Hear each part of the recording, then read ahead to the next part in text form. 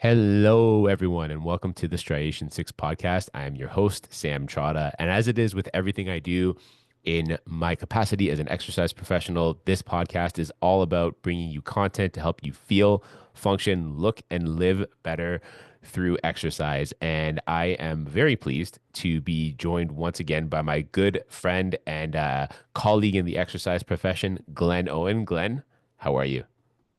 I am wonderful. I'm really excited to be here. I always love chatting with you. Feel like you and I often end up like chatting, getting together, just talking about stuff. And then it turns out we have these thoughts. We're like, hey, maybe other people should hear about this too. And so then we ended up doing this podcast. So yeah, I'm excited for it. I'll put it to you that way. I'm great. How are you doing? I'm pretty good, man. I'm pretty good. I feel much the same way. Just a tiny bit of background on Glenn and I. So I was introduced to Glenn. Glenn and I were introduced to each other by a mutual friend who now lives in Georgia, of all places, but a mutual friend. And Glenn worked at my facility, Striation 6, for a good number of years. I think from 2016 until 2000 and what was it, 22? I think August A long time. 2022. Yeah. Yeah, Five, you went six, full 7 years, time something like that. and then until he became a full-time suburbanite. And yeah, I grew to become very fond of him both as a professional and just as a good dude. And he happens to have a lot to contribute to the conversation that we are going to hopefully facilitate well today. When it comes to just psychology and ways that anyone out there listening can help themselves create sustainable, impactful changes in their health and body. Hmm. Glenn, tell us Boy, one your mouthful. thesis. Tell us your thesis. This Is is what we're here for today.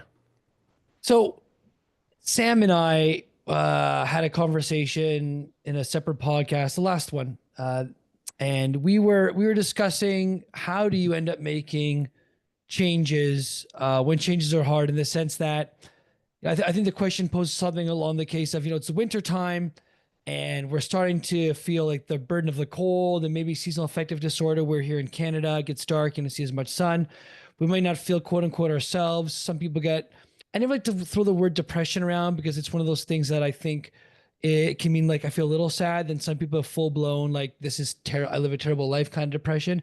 But Yeah, people it's start not loaded. feeling It's that loaded. great. Yeah, it's a loaded term. Thank you. That's what I wanted to say. And so the conversation seemingly started evolving into, well, how do you really achieve what you want? How do you really start getting to where you want to go? How do you start actually making exercise like less of a habit and more just like who you are? So it's come heck or high water, you're going to do the thing. And so the hypothesis, so to speak, was, at least for me, was that if you really want to see changes to your health and wellness, whether it's an aesthetic thing where you lose weight and you gain muscle, or you just want to improve your mobility or get out of pain, or you just want to be able to do more stuff like play with your kids or spend longer at work without anything bothering you, whatever your thing is, that will be achieved, brought on by exercise. My thesis is, well, if you really want to make exercise work for you and stick, you almost have to change your identity and your relationship to yourself and relationship to exercise in order to make that thing a reality. And I think the crux of this conversation is, so to speak, if I may, if you see yourself and know yourself to be someone who exercises and is healthy, you will then end up doing the things that are in alignment with being healthy and being an exerciser, which will look like clean eating, which will look like learning about exercise, which will look like trying new different exercises, being a regular exerciser, doing cardio, doing resistance training, almost irregardless of how you think about it, a logical sense, you will just end up doing it because that's who you are. To kind of punctuate this, if you don't mind, I think I can use both of us an example, which is I don't really think anymore, am I going to exercise? I don't really question, do I make time for this thing or not? It kind of just happens. Even if I Yeah. have a busy week of life, yeah, it kind of just happens. Or maybe I do a session or two this week because life's really busy, but the second that week period trails off, I moved back into I'm just exercising 3 or 4 or 5 times a week now. Does Hmm. that make sense, Sam? Or does that Yeah, seem it like totally that's a bit of a does. stretch? No, it totally does. And um, I mean, it was a, in a good way, it was a mouthful. And Mhm. I think the crux of it to me, um, so you wrote me an email this morning just going over some bullet points that you wanted to bring up today. And what I have here is creating impactful changes to your health, whether it be getting leaner, getting out of pain, improving physical strength and mobility, or whatever may have you, are a result of consistent action over time coupled with doing the right things. And it sounds like what you're saying there is eventually, with the right maneuvering, that thesis can just become sort of who someone is at their core. So that one day they wake up Yes. and all of a sudden it's, maybe they're the kind of person like I try to do this without going into, too crazy detail on it. Every Sunday, I just try to take a look at my week and sort of go, okay, here's my client schedule. Here's the on business work that I want to get done. I sort of think, okay, here's a rough sketch for where I'm going to work out, but that I'm going to work out. It's not even that it's a non-negotiable. It's like I don't Mhm. even think about I'm going to brush my teeth. I'm going to have certain meals. I'm going to open my eyes in the morning and I'm also going to exercise. It's automated. It's automated. It it becomes it is your identity. It's who you are. And Right. we as human beings will act in accordance with like the our identity at the deepest kind of neural networks and levels in our body and in our brain. It's like when you read off there, regardless of your goal, it's consistent action over time coupled with the right things. Ultimately, what that leads you to is just being a person who does those things, right? It's an Yeah. autonomous thing, right? Sure. It was one of those things where it's like I'm an exerciser versus like I do exercise versus like I would like to exercise, right? Sure. Um, this idea of like, um, a lot of people think about it as um, if I had time, I would do exercise and then I would be leaner versus thinking about it as like I'm a lean person. What do I have to do that? I'm going to make that time, right? And that kind of reverse engineering of like the bead you have to like the vice versa there. So when it kind of comes into this here a little bit more, if we're thinking about, well, how do we start building this out? I think like psychologically, one of the things that we have to identify is that as human beings, we act in accordance with how we see ourselves. And like Hmm. very, very interesting, right? This is like a sales technique or tactic you'll see a lot of different people use, and it feels kind of underhanded and sneaky. And you'll also see this happen. Actually, there's a great book called by Robert Cialdini called Influence. I believe it's called Influence, but it's all about persuasion. And in both these cases that I'm giving you, the context remains the same: is people don't like acting out of accordance with how they see themselves. So, case in Mm. point, in the book Persuasion by Robert Cialdini, or Influence, I should say, where he talks about persuasion, he gives this example where there would be monks that would be giving away flowers at an airport. And so these monks are in robes, they're giving away flowers at an airport. And they walk up to someone and give them a flower and a rose, and a person is unassuming, just takes the rose. And then the monk points to a sign that says, "Would you donate $5 to our cause?" And so a person being someone who wants to be seen as not just someone who takes and takes and takes, people always want to be Mm. seen as givers and contributors as a fundamental human need. They would then shell out a little bit of money and then take that rose and then they would walk away and then throw it in the garbage can around the corner, where a few minutes later, a monk or someone else would come pick up the rose and bring it back, fix it up, and then they kind of recycle and go through. But the whole idea in this example is that people want to be seen as givers, not just takers. So there's an exchange there. Similarly, in kind of like in a nefarious business technique kind of way, if someone was to say to me, if I said to someone, I was trying to sell them something like my exercise program, I would never do this, neither would you, but let's just say this is the case. If I'm trying to sell someone my exercise program and I say to them, well, you're like a smart, intelligent person committed to their body, right? And someone says, yes, that is me. And then I say and followed up with, and you would do what it takes to build out your strength and your muscles so you could retire and be confident and have more mobility, correct? And they say yes. So, I mean, it logically then follows that if I could give you all the reasons why you would buy my program and start working out with me for the next 3 months, you would do that, correct? And it's kind of like getting people to say yes to this thing they're now committed to about their identity. Like, I am this person who does Yeah. this. And if I Yeah. saw the right information, I would have to say yes. It kind of feels sneaky and deceitful. And on my end, it would be if I was doing that. But the Yeah. point is like Definitely. when you start seeing yourself as something, you start taking action towards that for sometimes and otherwise. Yeah, those are astute points. Those are astute observations, and it's funny because I'm sort of laughing inside because the kind of um, without judgment, tactic that you just described there, that sales tactic, I mean, that's literally the antithesis of how I might do a sale with a new client or how I might handle a sale opportunity with a new client. And given the training I know you and I have both had, I'm guessing, and just the integrity that I know we both try our best to carry ourselves with, I'm guessing it's the antithesis of it for you as well. But the point about um, identity and people wanting to stay in accordance with with how they see themselves, it brings up two questions for me. Mm-hmm. One, how does one overcome the difficulties of not seeing themselves as an exerciser? Is what would be one point. And two, I think there needs to be, without getting into explanations of it, there's got to be a qualification that, um, you and I have a certain idea about the framework around identity. We learned a certain framework about the notion of identity. So I think one issue that someone who doesn't have that same framework might have, who might be listening to this podcast, is, let's say I become an exerciser. I managed to overcome that first hump, and now I've become an exerciser. And I know this is going a Mm-hmm. little off track with what you and I talked about, so I hope this is okay. But thank you.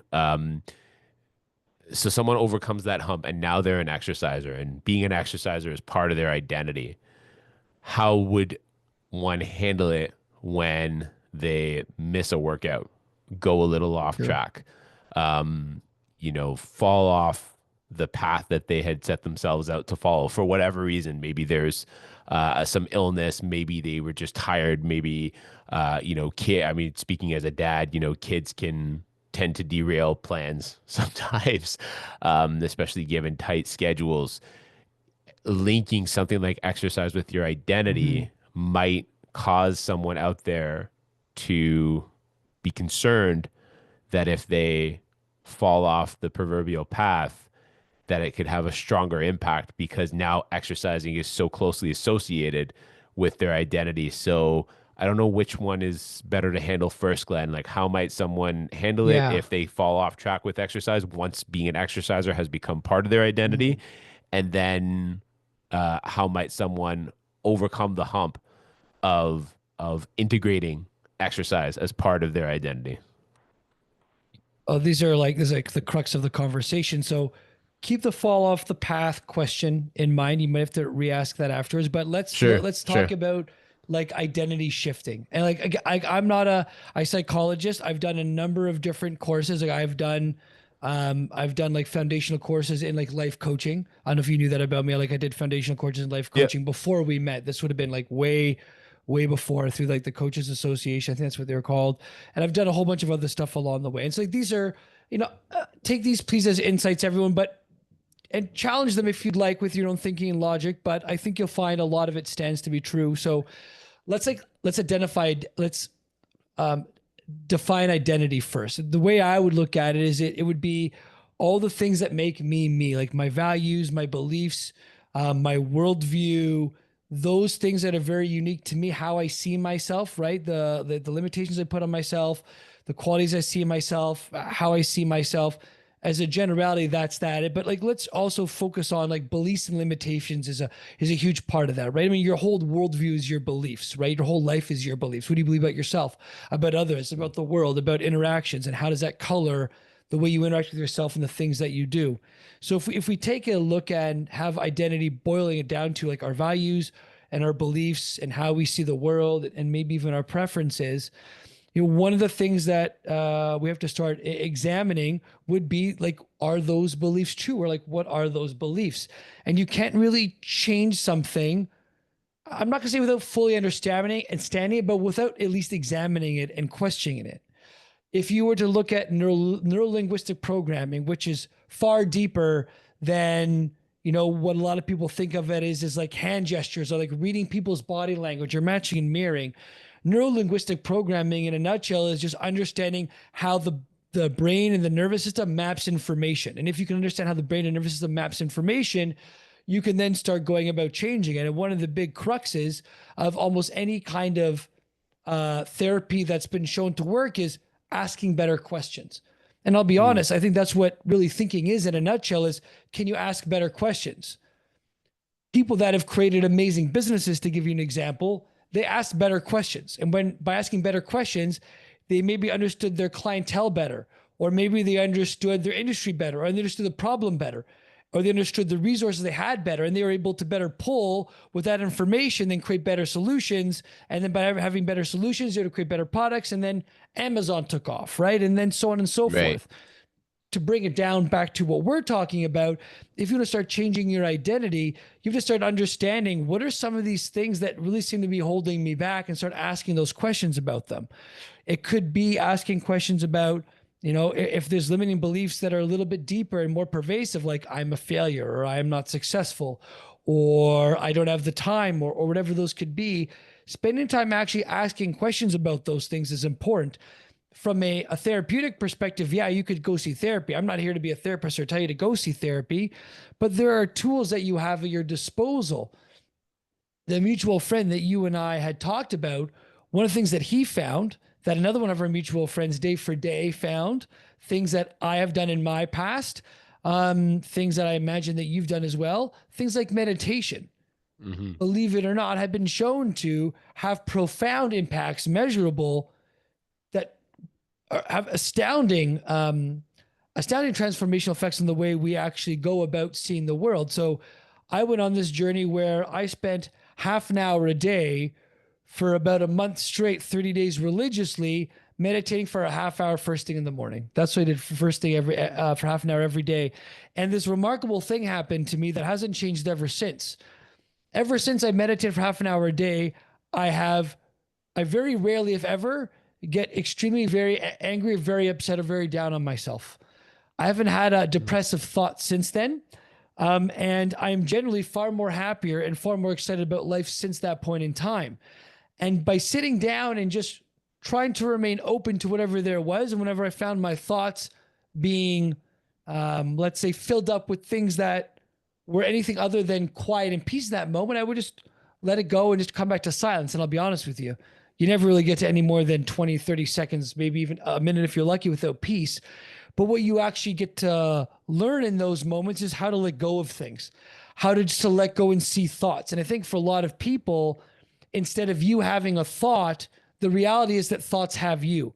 And if you find us having the same thoughts over and over and over again, meditation can be a way to allow some of those things to go.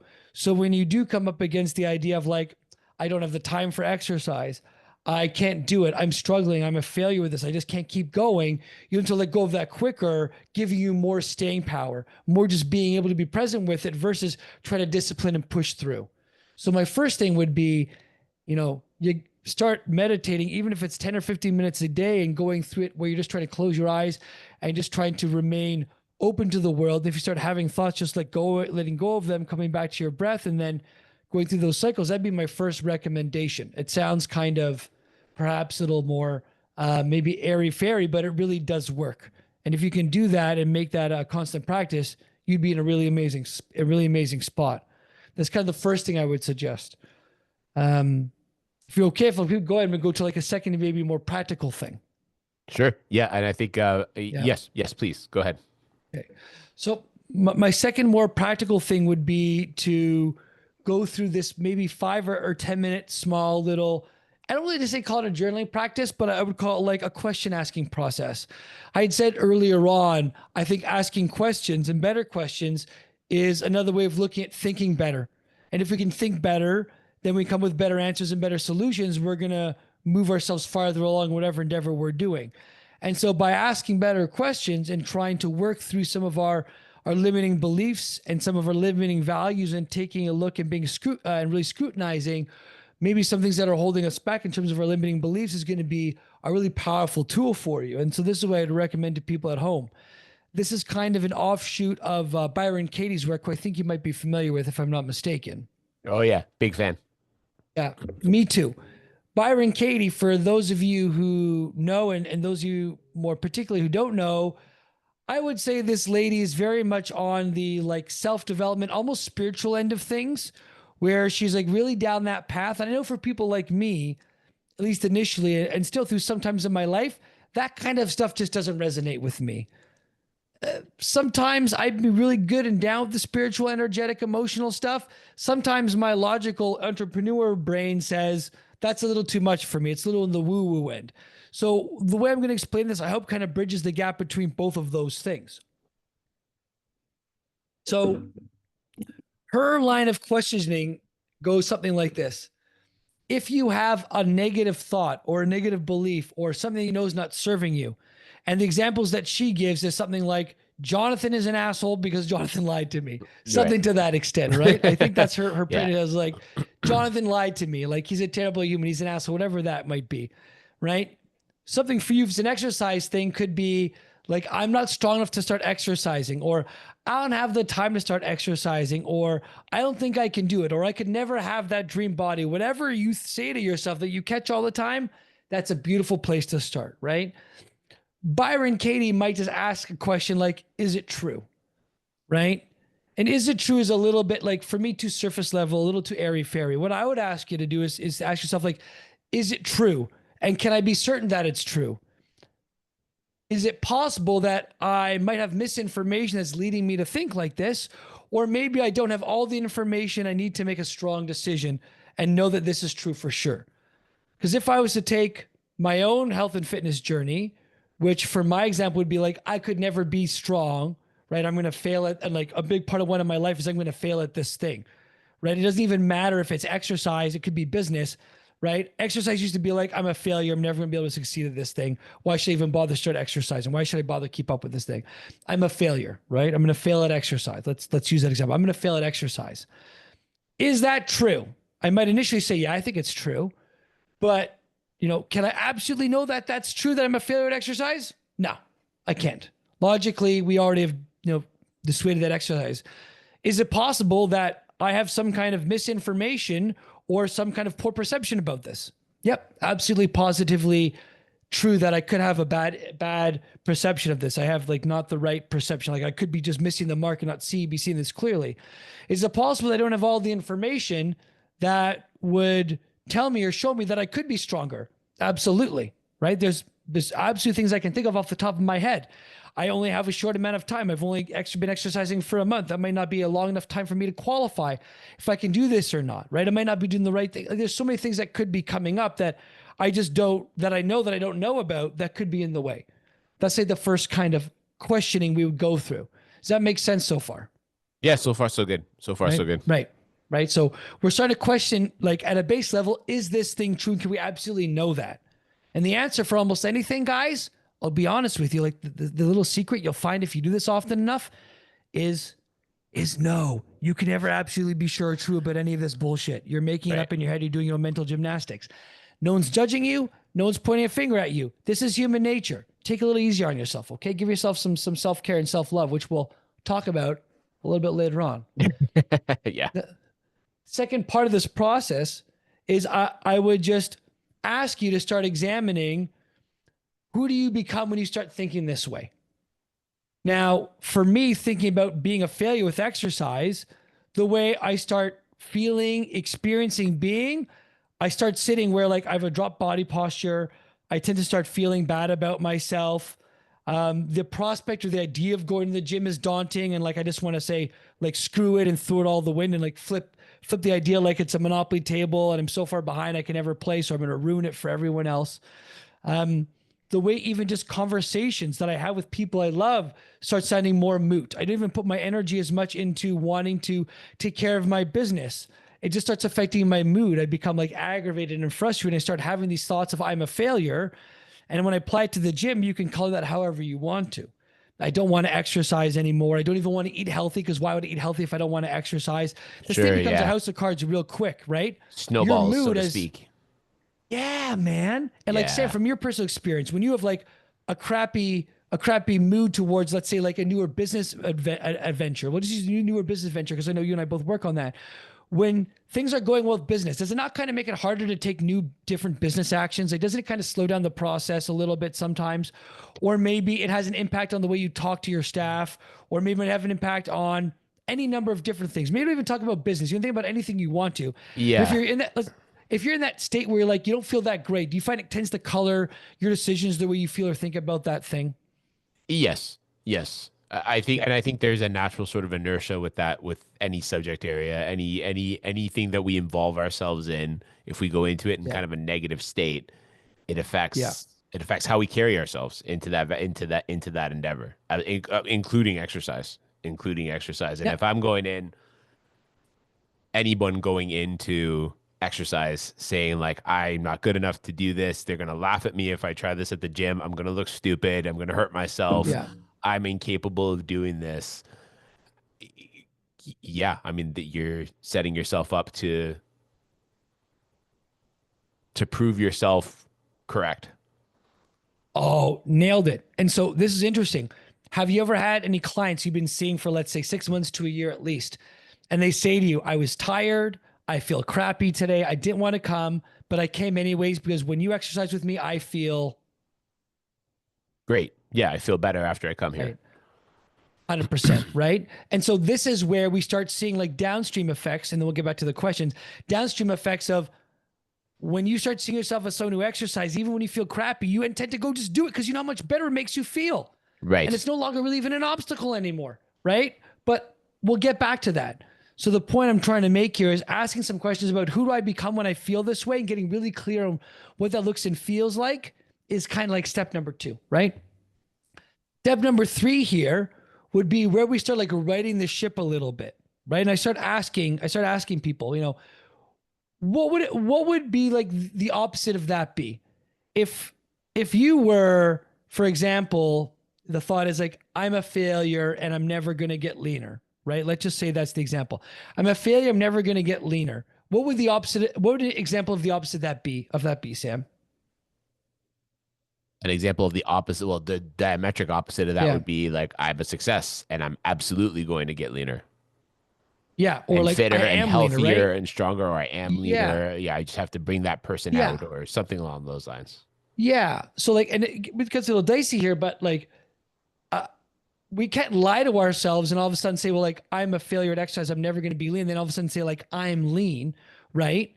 But the antithesis might be like, no, I can build like the opposite would be like, I can build a lean body or I can make it to the gym or I have the ability to do that. Right. Like Hmm. that would be the opposite of that. Right. Like I can do that. Or it could be like, um, um, finding answers in and around that particular example. If it's something like I'm never going to be able to be strong enough, the example might be like I am strong enough, right? Like I can feel strong, right? Or I can feel healthier, I can feel leaner, I can feel strong enough to do these kind of things.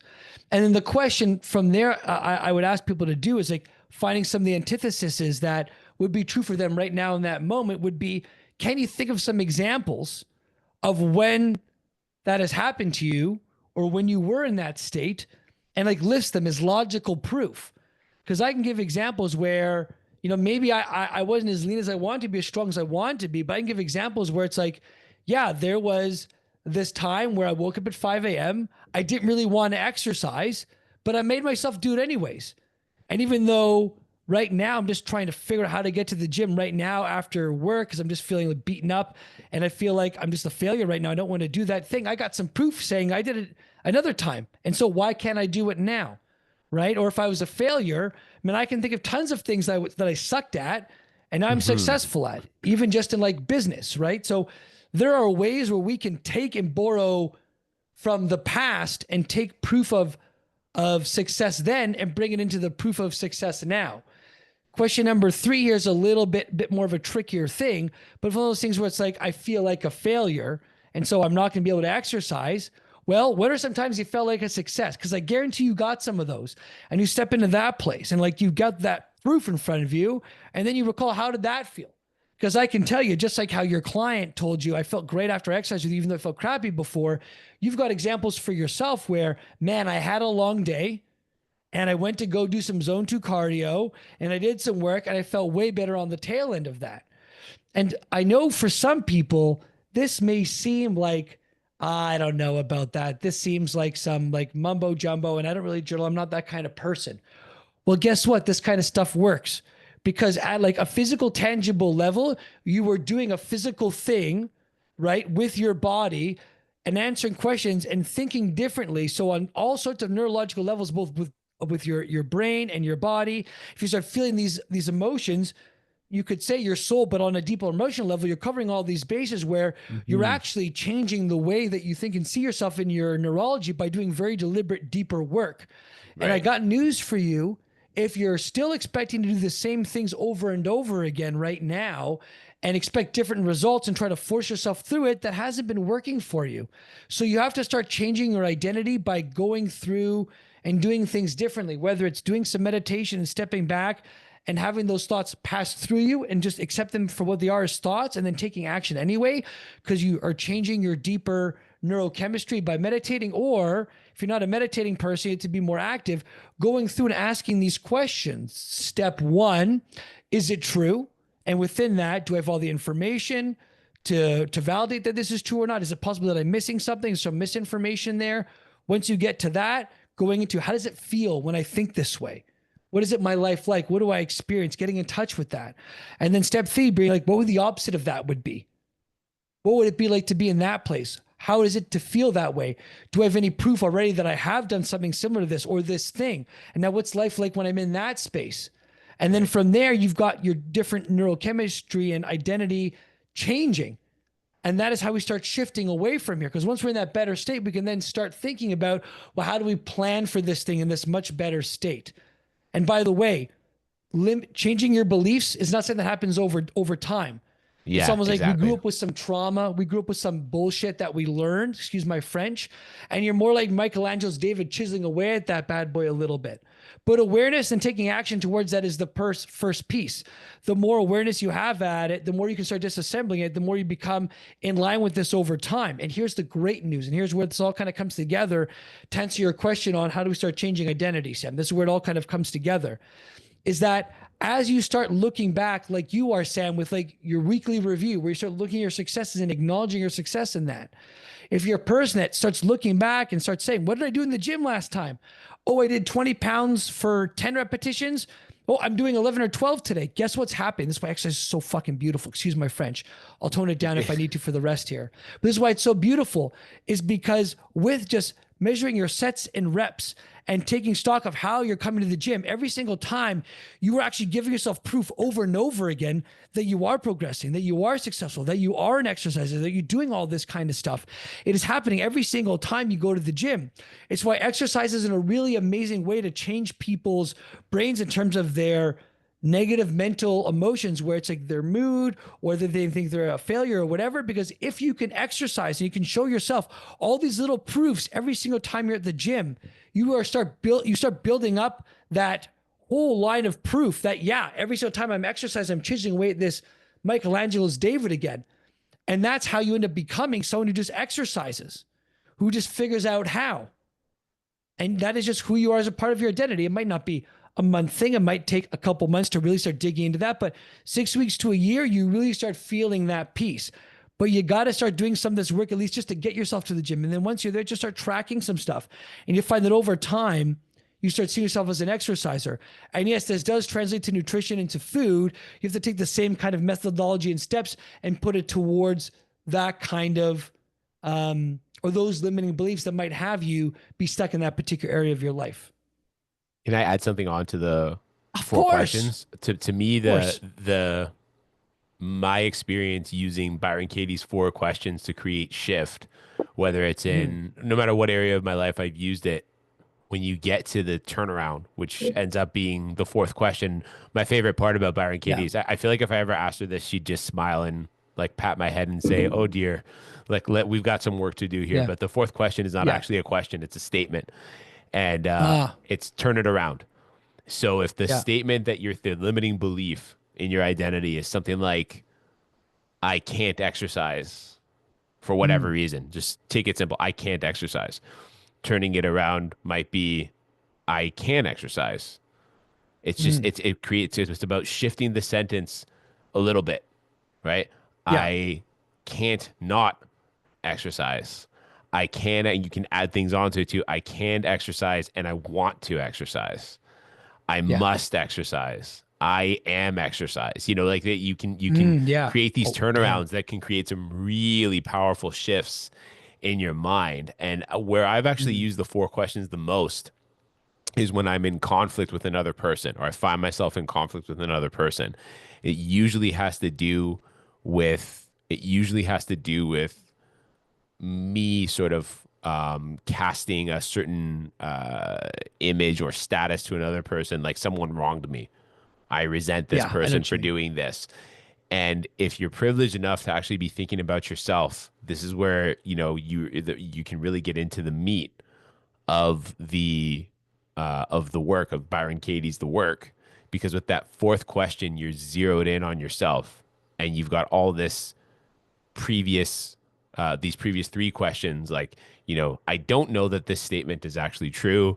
It doesn't make me feel good. Another additional question is, who would you be without that thought? Yeah. Which Yeah. is great. That might get you to think, well, I might be someone who actually goes to the gym. I might be someone who exercises, Mm. and then I might be someone who feels and functions in a healthier way because of that. Turn it around.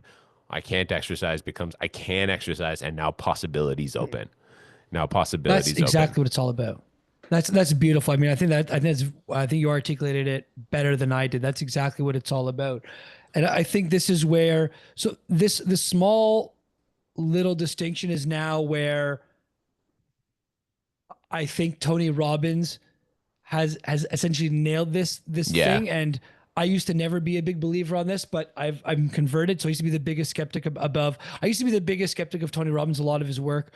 I used to be a big skeptic about the jumping around and the ways that he does things. And then when I heard the science of it and experienced it myself, it made total sense.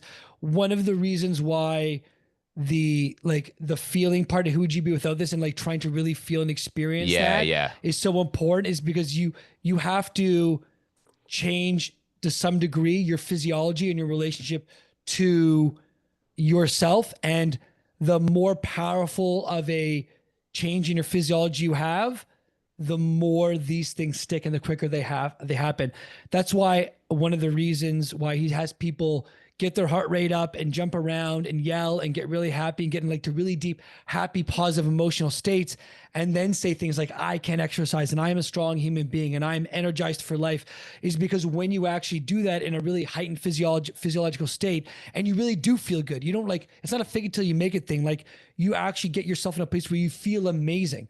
And I've done work with like this with like different therapists in my life and other things where they help me get into a better spot by listening to like really powerful, happy music. And like I do a little shimmy and I dance a little bit. I get into a bit of a groove and it puts me in a better spot. I add on like that last little bit of like I am strong, like I am healthy eater, I do feel Hmm. amazing. I add that in there, and all of a sudden you've got this really positive emotion that you're feeling. You are changing, right? It from an affirmation to almost like I hate the term Tony Robbins. He calls it an incantation. I dislike that. It sounds like witchcraft. But you turn into this like very active meditation almost, and it sits in your nervous system way deeper and way stronger because of that. When you think about the most traumatic moments in your life and some of the moments that make you the most elated, I mean, the moment that I got married to my wife, I remember it so crisply because I was so happy. I was crying with tears when she said yes. I remember all my friends and family around. It was such a powerful, happy moment for me. It seared into my brain and what that means to me. Yes. I also remember when I got beat up by Sean Fruchter in grade 9, and ended up getting towels whipped on me in the bathroom and crying and being beat red. Yikes. I also know how Yeah. that feels because of how negatively that powerful that emotion was and how stressed out I was.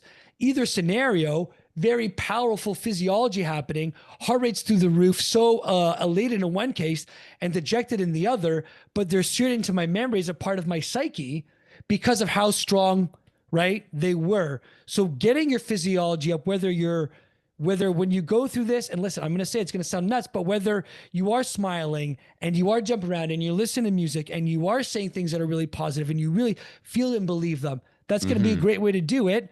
Meditation's just another version of that, where instead Right. of you being in a really excited state, you're actually dropping your brain waves down to something called the theta state, which is you're far more, you observe better, and you're in a far more observatory state to your thoughts. It's kind of what, I don't know if you know this, children essentially walk around in theta state until they're around Oh, four or okay. 5 years old. That's how they learn so well, just by watching people doing things and picking up on just what's around them, because they are essentially walking around in that brain state until they start evolving into, I forget what the other one's, alpha, beta state, I forget, but they walk around just as sponges essentially because of their brain waves in that state. And so I know we're kind of getting tight on time here, so I'll bring this all kind of together. This is kind of the crux of all of this, because if you can start shifting your identity by through some of the stuff that we've talked about and start having more access to those positive states and start seeing yourself like that, you will start coming up with better solutions to your question of how do I make exercise stick, or how do I exercise regularly, or what do I need to do? Because if you're in a really great state and you set the goal of, I'm going to go to the gym 3 times this week and get stronger and lose 10 pounds, right? I'm going to do that by whatever, 3 months from now, call it May 1st, right? Let's just say it's 3 months from now. And you've got that goal, and you start now getting in touch with your purpose, why this is important to you. We kind of touched upon this in the last conversation. So, Hmm. I'll reiterate it here. What is your purpose of this? Like, not your deeper purpose, not like I've got to get leaner because I want to look good at the beach. It's like I'm getting leaner because I want to look good at the beach because I will know that I've achieved something that I only ever dreamed of before. And that will Right. give me more courage and confidence in my life that I can do even more. And I will meet and I'll go on more dates and I will meet the love of my life and we'll build a family together and I'll be able to have the dream life that I've always wanted. Like, that's really what we're talking about when we're talking about deeper Yeah. purpose, right? So we've got our SMART goals, right? You can look up what that means if you want with that result. That's kind of what we're looking at. Then we move on to phase 2, which is why is this so important? And you get really nitty gritty, you get really deep, you get really drawn to what that is.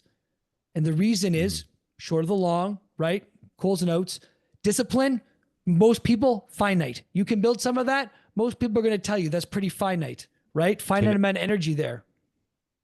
I was gonna say, I think what we did a really great job of today is actually Yeah. outlining a few ways that people can actually shift in identity. Yeah. And what I'd love to do, this is obviously Short on time, impromptu. right? Why don't we? Well, I think we're short on time, but I also think to Yeah. skim over the stuff that we were actually Mm. planning on talking about today is doing a Yeah. disservice to that content. So we'll schedule a follow up and we'll come up Sure. and talk about, let's say, like once the shift has happened, once you can sort of see, once you can, the royal you can start to see possibilities that you'd like to create around your exercise, how to actually go about doing it in a way that's meaningful and in a way that speaks to, a progressive, process oriented exercise scenario.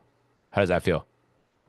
Sam, you're so good at bringing me back to center. I've sometimes I just have all these bright ideas. I didn't realize I'm like, oh, what was supposed to be 10 minutes was now 40, and now we've got to bounce. So I think that's That's a great okay, man. That's idea. okay. It's just an excuse And to chat with you again. yeah. And then I was gonna say, you will probably have to edit this bad boy at the very end and be like, hey, we started off the conversation like this today, but it turned out to be a conversation on how to like shift the way that you see the world so that you can start having a bigger impact on your exercise. You might have to do some of that stuff. I'll Let, leave that in your court, let me but put it to you this way. Let me put it to you this way. I'm not too concerned. I'm not too concerned. But let's okay, let's put a pin in it perfect. for now, just based on the time. Let's put a pin in it for now. Thank you for joining us today. And I'm going to steal Glenn's thunder from what he did when he was on the show last time. Thank you all for listening. I appreciate you. Time is your most precious, finite resource, and I appreciate you allocating it to this show and to us today. I want to say thank you to Sam for having me on here. Two reasons. One, you get to have an impact bigger than myself, and that is so important to me. Um, a quick 1 minute story, if that's okay with you. Sure. The first time a stranger ever had an impact on my life, I was 7, 8 years old, and I set up a lemonade stand outside my house. And I had like a fake kind of packaged lemonade and some sugar, and I put a couple real lemons in there to sweeten the deal. And I took it out to the side of my street, and all these cars kept driving by, and no one stopped. The only people that would slow down a little bit were like little old ladies, I think, looking for garage sales, and they would slow down. They would look at me and just like keep driving, and then I have to watch them stop right outside my house because there's a stop sign, then take off, and just try to avoid looking back and make eye contact with me. And I was so dejected. And I was really really sad, and I was like, this sucks. And near the 2 hour mark, when I was getting ready to wrap up, a guy pulls over, and I think he was driving a black BMW, and he comes out in like black dress pants, like a white button up shirt, like stout, little short, a little stockier. And he just comes up and says, hey kid, like, what are you selling? And I kind of stumble through, lemonade, sir. He's like, how much is it? I'm like, a dollar a glass, sir. And he's like, tell you what, here's $10. Give me 2 cups, keep the change, and good luck for the rest of your day. Solid And piece of dude give right him his there. lemonade left. Yeah. Yeah. And like, honestly, the reason I'm telling this story is because like it changed my life. I was elated. And I realized probably for him was like pocket change at that point in time, and something he probably won't maybe never even remember, probably forgot. For me, made a long lasting lifetime impact on me where, man, I just want to be a contribution. I want to be for other people what this guy was for me, whether I know it or not. And so the Wicked. reason I'm saying that, I suppose, right now is like I just appreciate the opportunity to be on this podcast, because even if one or two people hear this and they get one or two small little things that change the trajectory, and they may stick with exercise and do that, and they're healthier because of it, that's amazing. So thank you so much for having me on your podcast, Sam. I really appreciate this opportunity. That's awesome. All right, everyone. Until next time, have an excellent day. Here's everyone. Take care.